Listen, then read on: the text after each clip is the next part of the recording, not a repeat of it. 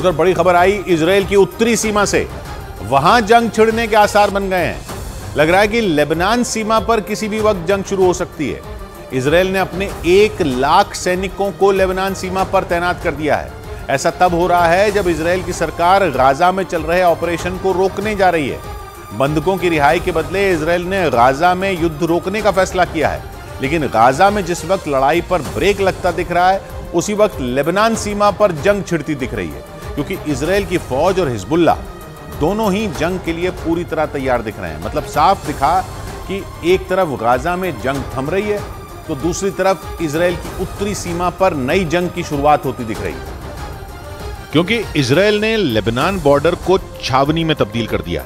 Lebanon सीमा पर अब तक रुक रुक कर केवल हवाई हमले हो रहे थे, जबकि जंग चल रही थी गाजा पट्टी में।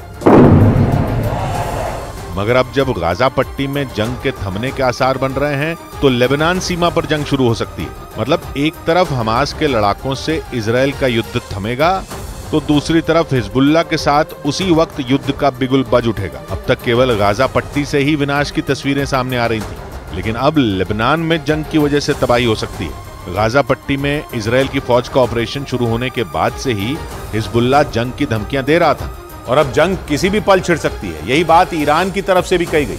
खबर है कि ईरान के supreme leader Ayatollah Ali Khamenei के एक करीबी ने यह दावा किया कि हिजबुल्लाह इजराइल के खिलाफ जंग के लिए एकदम तैयार है। मतलब जैसे ही हिजबुल्लाह ने देखा कि एक मोर्चे पर जंग रुकने जा रही है, उसने इजराइल पर बड़े हमले का प्लान तैयार कर दिया। इसकी तरफ इशारा खुद ईरान के supreme leader Ayatollah Ali Khamenei के खास माने जाने वाले हसन नौरोजी ने किया।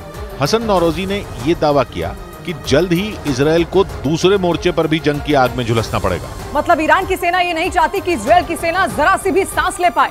हमास से जारी जंग के बीच ऐसा पहली बार है जब इजराइल सीज फायर के लिए तैयार हुआ। मगर ईरान को यह बात बहुत अच्छे तरीके से पता है कि अगर इजराइल को आगे के हमले के लिए तैयारी का मौका मिल गया, तो वो हमास पर और ज्यादा ताकतवर हमले कर पाएगा।